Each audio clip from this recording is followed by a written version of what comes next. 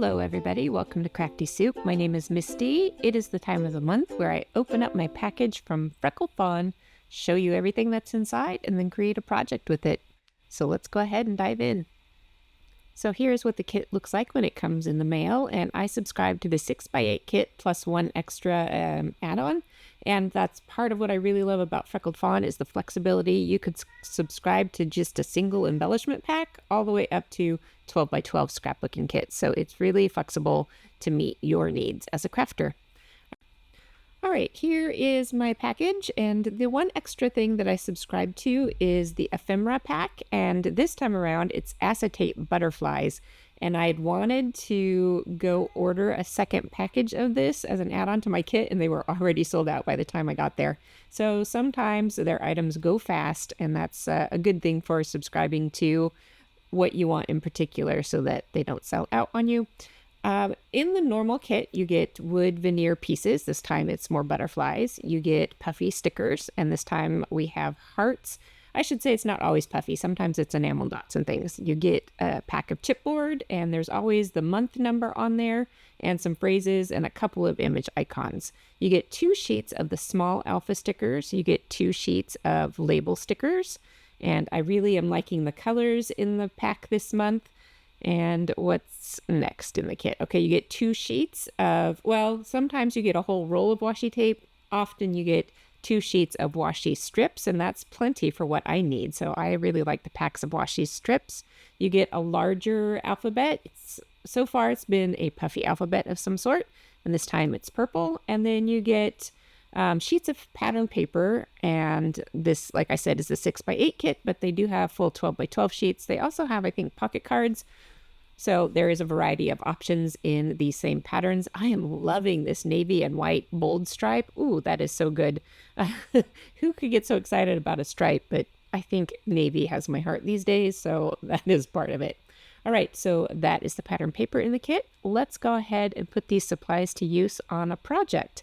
I printed out a couple photos from a very recent trip to a history museum, and I was so tickled by these old scrapbooks that they had on display in one area in particular of the museum. And that scrapbook down there at the bottom is actually made out of wood, and I think it was from the 1920s or 1930s. And then the other scrapbook was from, I believe, the 1940s. So I wanted to document about being excited about other people's scrapbooking lives. So that is where I'm going with this layout.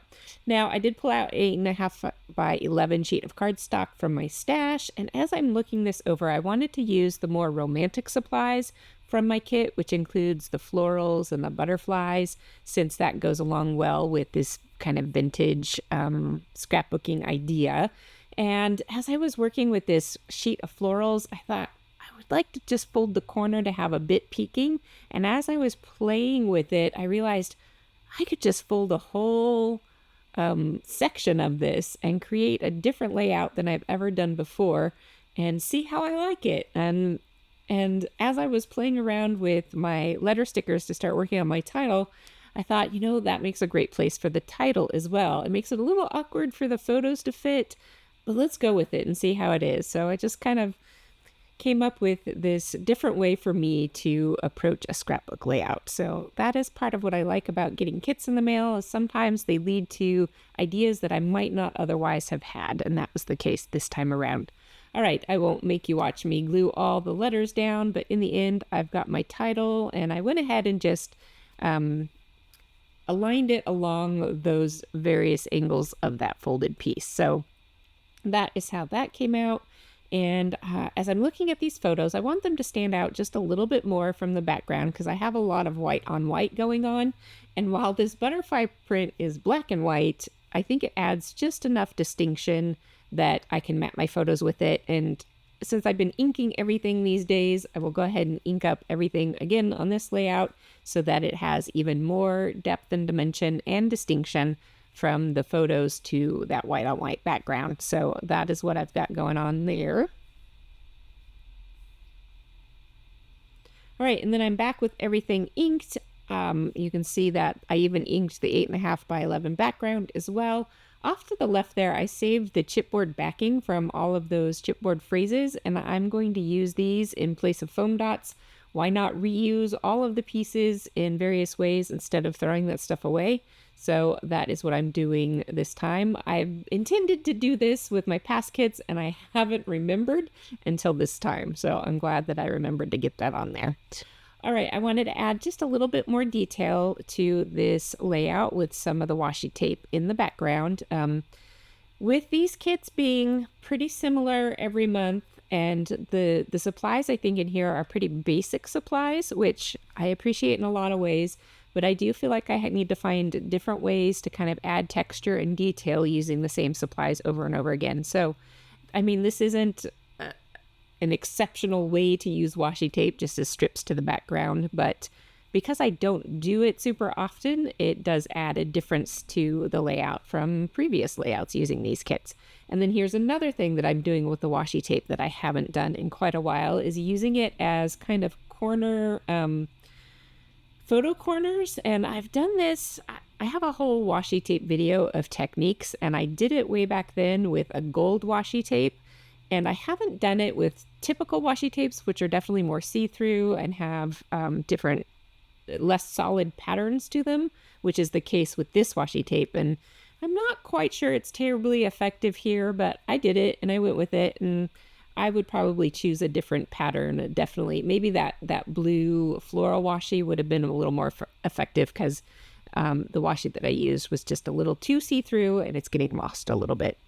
At any rate, I'm moving on to a few more pieces. This upper corner was feeling pretty blank and empty, and it needed a little bit of something, so I made some little banners out of those label stickers, and I will add another bit of element up there too as I work on this chipboard. Oh, in fact, here is where I'm working on the chipboard, and I pulled out a little tag that talks about saving memories, or I think it says all the good memories, something like that. So I thought that worked perfectly for this story. And I'm going to go ahead and glue that in place, because I am finding that the glue on these products isn't any different than any other glue on the market these days. And all of this stuff is having a hard time holding on. So I do add extra glue to everything these days. I'm happy that I get to use my number chipboard, because I am not often scrapbooking the stories of the month that they come in. So because this was a recent adventure that we took to, we've lived in this area for over 20 years and we've never been to this museum before. So it was a good thing to be able to go and experience a little bit of something new in the local area. So that's good. All right, I am adding some more of those romantic elements with the vellum butterflies here. And here's one little tip that I'm doing with these butterflies. It can be difficult to adhere. Oh, these aren't vellum. I'm sorry. These are acetate butterflies. I'm wondering if I said that earlier.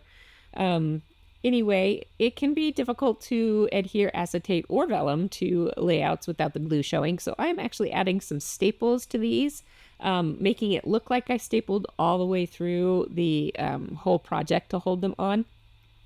But because my stapler doesn't reach all the places I want to put those butterflies, I can just make the staples look like they're holding them on and go ahead and add glue.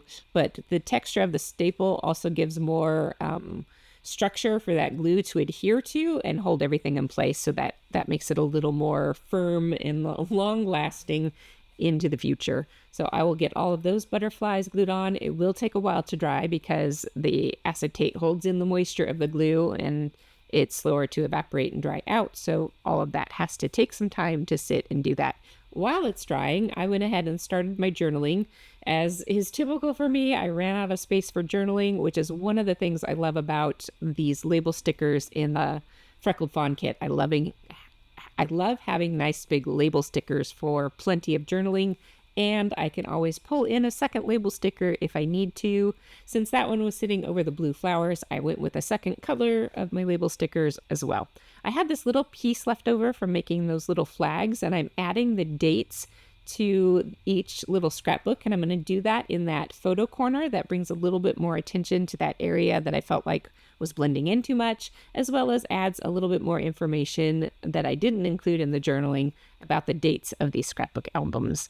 So that is a fun little way to add that little detail. I was having some problems with a little bit of ink smearing on those stickers because they are slightly glossy. So when you're writing on them, you do need to let them dry out just a little bit so that they don't smear on you. All right, and then the final tip, or the final embellishment that I'm adding is a few of those puffy hearts. And here is the finished layout. Again, these kits are leading me to simple layouts, but I am really liking how they're coming out. Just kind of going back to simple techniques, simple supplies, and then finding a little bit of a way to twist it up a little bit, like that paper folding and title technique that I have. All right, so as we take a look at these close-up photos, I want to thank you so much for being here. I hope I've shared something that has helped you out in some way in your own crafting life, and I hope you'll join me again in the future. Until then, I hope you have an artful day.